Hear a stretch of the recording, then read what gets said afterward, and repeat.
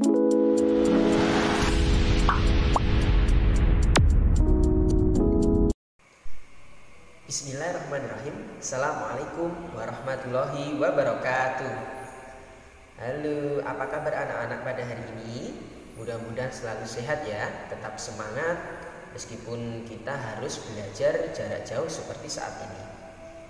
Untuk mengawali kegiatan pembelajaran hari ini, mari kita berdoa terlebih dahulu dengan mengucapkan Bismillahirrahmanirrahim.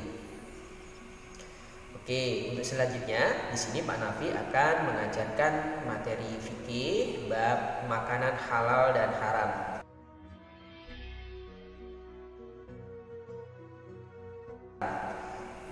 Mungkin di antara kalian tadi malam sudah ada yang belajar tentang makanan halal dan haram. Ya, makanan halal yaitu segala jenis makanan yang boleh kita makan karena sudah ditentukan oleh Allah dalam Al-Quran maupun Al-Hadis Rasulullah SAW. Selanjutnya, makanan halal itu ada macam-macamnya. Di antaranya, yang pertama yaitu halal aini atau halal karena zatnya, wujudnya. Segala jenis makanan yang kita konsumsi, kita makan itu secara wujud, secara zat itu dikatakan halal bila mana memiliki ciri-ciri sebagai berikut. Ya, yang pertama, makanan tersebut sudah ditentukan Allah dalam Al-Quran maupun Al-Hadis. Seperti yang uraian di awal, segala jenis makanan jika sudah ditentukan kehalalannya dalam Al-Quran maupun Al-Hadis, maka itu boleh kita makan. Yang kedua, jenis makanan itu harus bermanfaat bagi pertumbuhan kesehatan tubuh kita. Misalkan kita makan nasi, itu bermanfaat. Karena apa? Karena nasi mengandung karbohidrat yang sebagai sumber energi tubuh kita. Selanjutnya, kita makan telur, kita makan buah-buahan, itu bermanfaat bagi tubuh kita. Karena telur mengandung protein, buah-buahan mengandung vitamin bagi tubuh kita. Kemudian selanjutnya yang ketiga, makanan tersebut tidak merusak akal, pikiran maupun jasmani kita. Seperti contoh, banyak sekali makanan yang merusak akal pikiran kita. Seperti halnya obat-obatan terlarang, narkoba, ganja dan seterusnya. Kemudian yang terakhir, yang keempat adalah makanan tersebut tidak kotor, tidak najis, kemudian tidak menjijikkan. Mohon maaf ini, di sekeliling kita banyak sekali makanan yang diolah dari hasil-hasil binatang yang menjijikkan. Atau mungkin mengandung najis seperti darah sapi, diolah sebuah masakan dan seterusnya. Kemudian selain halal aini atau halal zatnya, kehalalannya suatu makanan itu ditentukan dari halal sababi atau cara memperolehnya. Secara zat saja tidak cukup, bila mana cara memperoleh kita atau sababi kita itu juga harus diperhatikan. Misalkan daging ayam itu halal, tetapi bisa menjadi haram bila mana cara memperoleh kita dengan jalan mencuri, jalan berbohong dan seterusnya.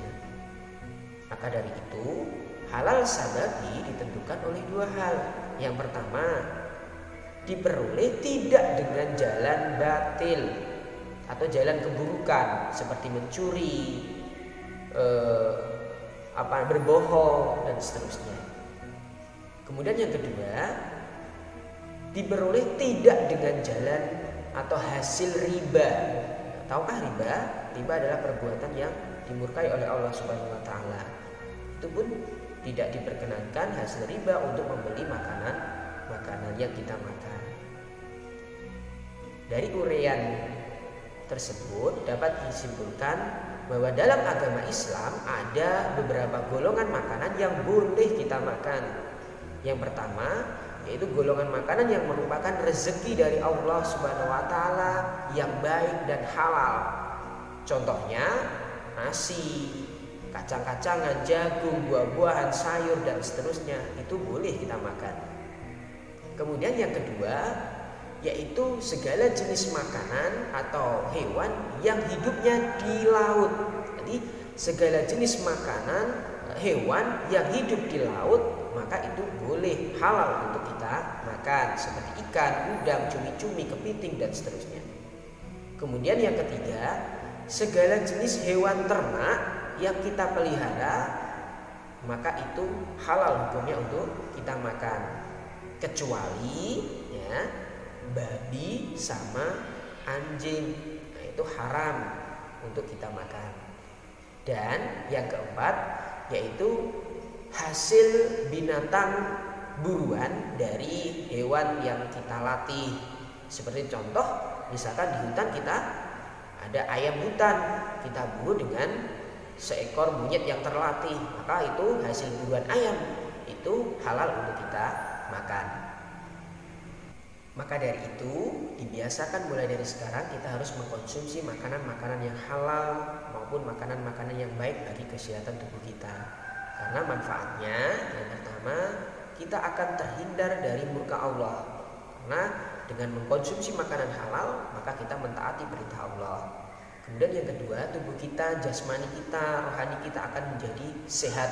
Nah, yang ketiga yaitu kita akan diberikan rezeki oleh Allah Subhanahu wa taala akibat mengkonsumsi makanan-makanan yang halal tadi. Dan yang tidak kalah penting yaitu akal pikiran kita, hati kita akan menjadi jernih, menjadi bersih karena kita terbiasa mengkonsumsi makanan-makanan yang halal. Kemudian hikmah mengkonsumsi makanan yang halal.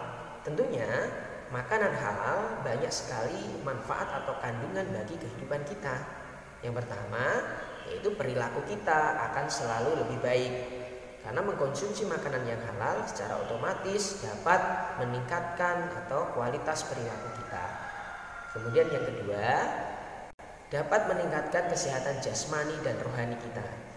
Yang ketiga, doa-doa kita akan dikabulkan oleh Allah.